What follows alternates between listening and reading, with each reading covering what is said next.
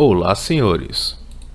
No vídeo anterior vocês puderam entender os fatores intrínsecos do homem que o impulsiona ao manginismo e a adotar a conduta doentia abordada nesta série de vídeo. A indulgência patológica é uma patologia emocional, e para a combatermos é preciso muito esforço, autoconhecimento, irredutibilidade, retidão, autocontrole, meditação e senso crítico. Em outras palavras, temos que nos conhecer intimamente e sermos filtros e não esponjas do que vem de fora.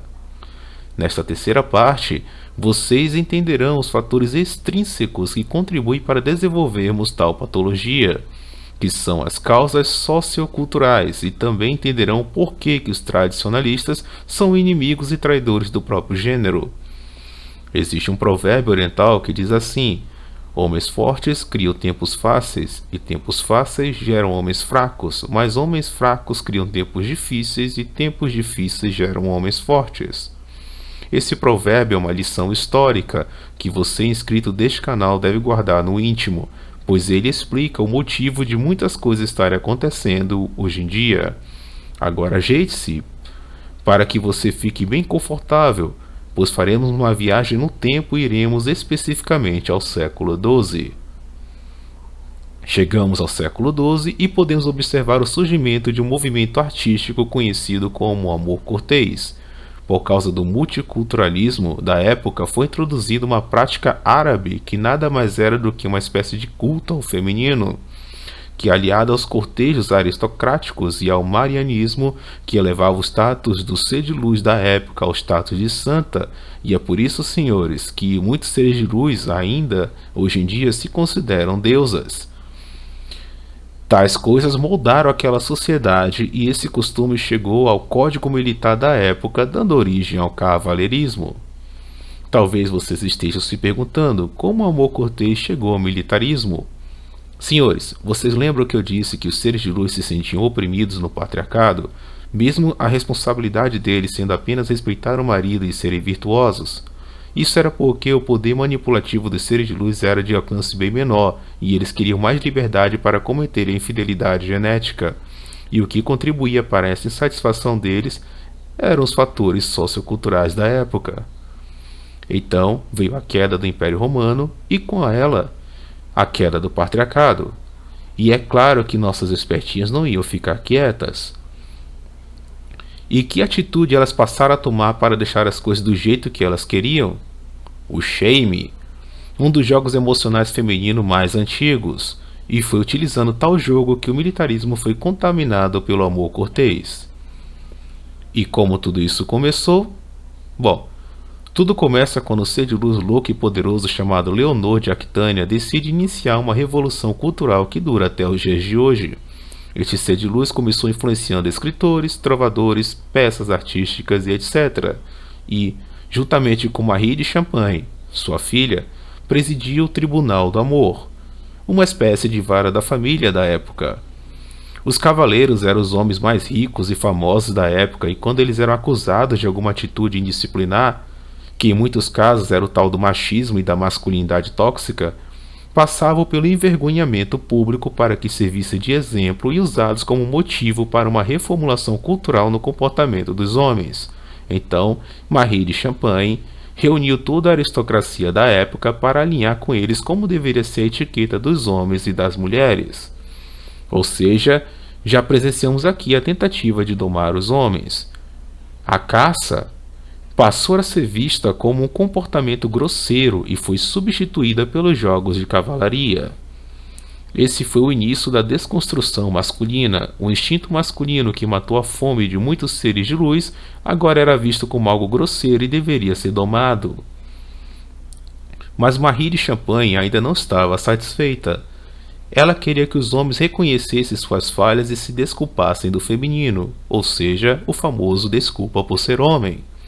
Então, através de uma cartilha, ela prescreveu para o Código Militar o amor romântico e simultaneamente a adoração ao feminino, como remédio contra aquilo que ela chamava de brutalidade e a desordem dos homens. Então, o amor passou a ser adotado como algo necessário para um cavaleiro, pois o bom cavaleiro tinha que ser o bom amante. E foi nessa época que o marianismo começou a ficar cada vez mais forte e, como consequência disso, os seres de luz passaram a serem vistos como contraparte da Mãe de Jesus na Terra. Até um tempo atrás disso, os homens e os seres de luz eram vistos igualmente pecadores. Agora, a ideia de que os seres de luz também herdaram o pecado passou a ser diminuída. Com o tempo, era Maria no céu e os seres de luz na terra. Os homens continuaram sendo vistos como pecadores que estavam na busca da redenção, tentando imitar o Senhor Jesus Cristo. Já os seres de luz estavam cada vez mais se tornando seres mais divinos, puros e perfeitos desde o momento em que nasciam. E mesmo com a separação dos protestantes do catolicismo, essa veneração feminina não foi retirada, mas sim adaptada. A aristocracia e a igreja desenvolveram a doutrina da superioridade dos seres de luz.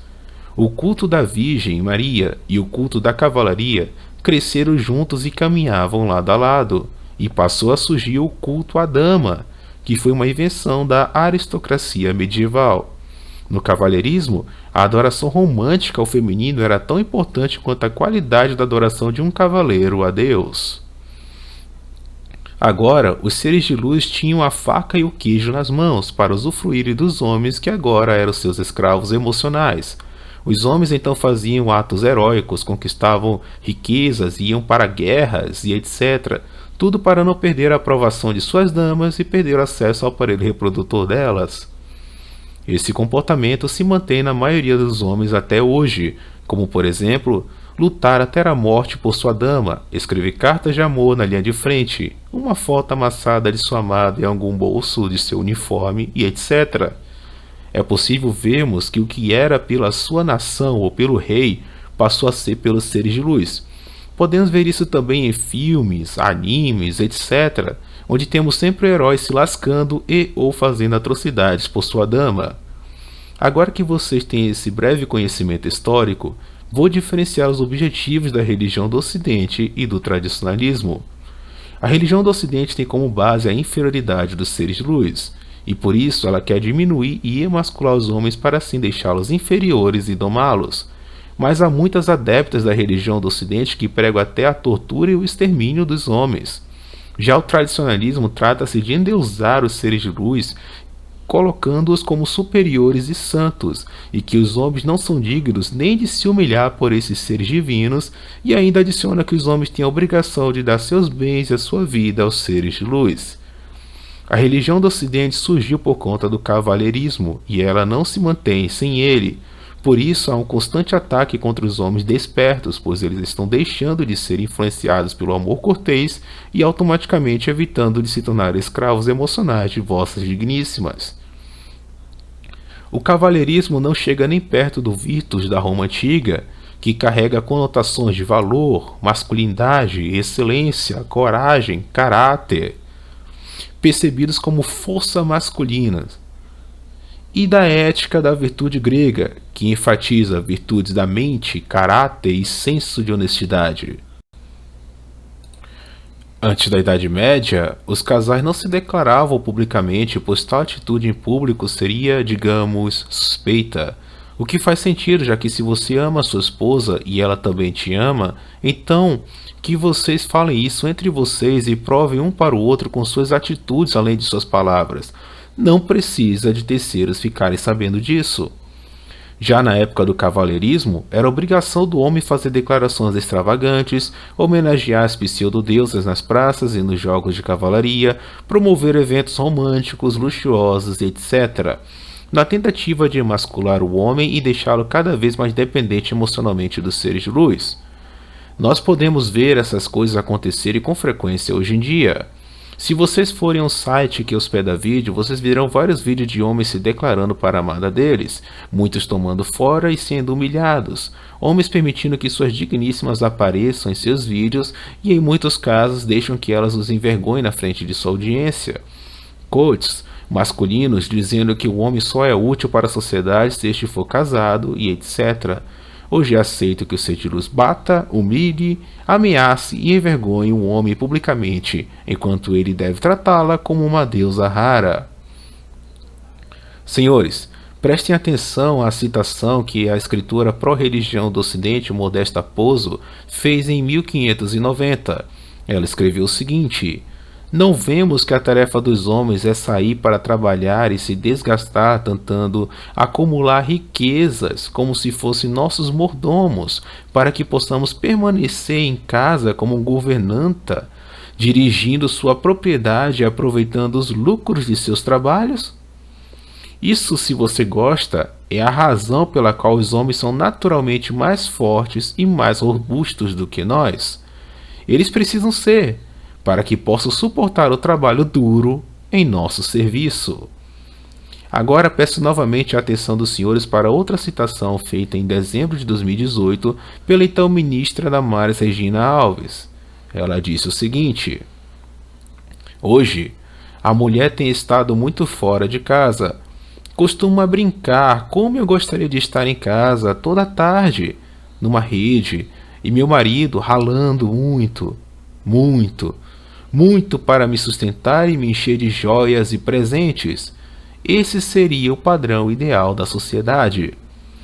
Acredito que esse pensamento feminino é uma black pill para alguns homens, mas para os inscritos deste canal isso não é nenhuma novidade, pois todos vocês já sabem que os seres de luz foram programados para nos manipularem e garantir a sobrevivência deles, mas que por puro narcisismo começaram a nos fazer de escravos para satisfazermos, os desejos vis deles. Senhores, conseguiram encontrar algo que chega a ser engraçado na segunda citação?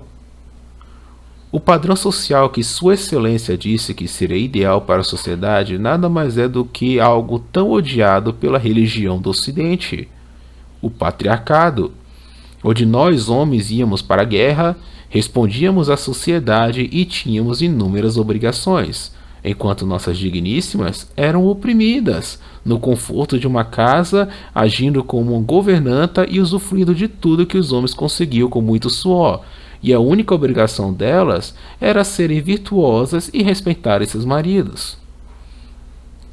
A religião do Ocidente colocou os seres de luz para trabalharem, competirem e até mesmo tentarem substituir os homens no papel familiar, através da lesbianização.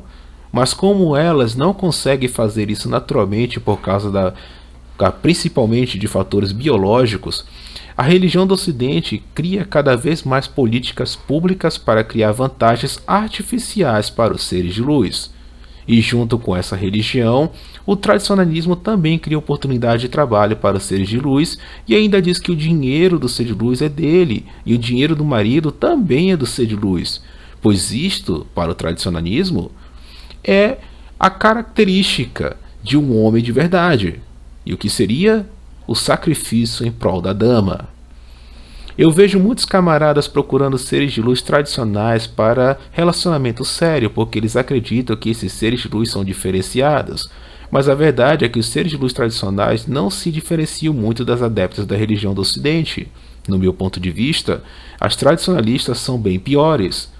Isso porque elas se fingem de santas e vivem falando mal da religião do Ocidente, mas não abrem mão dos privilégios que a sociedade ginocêntrica e misândrica dará a elas.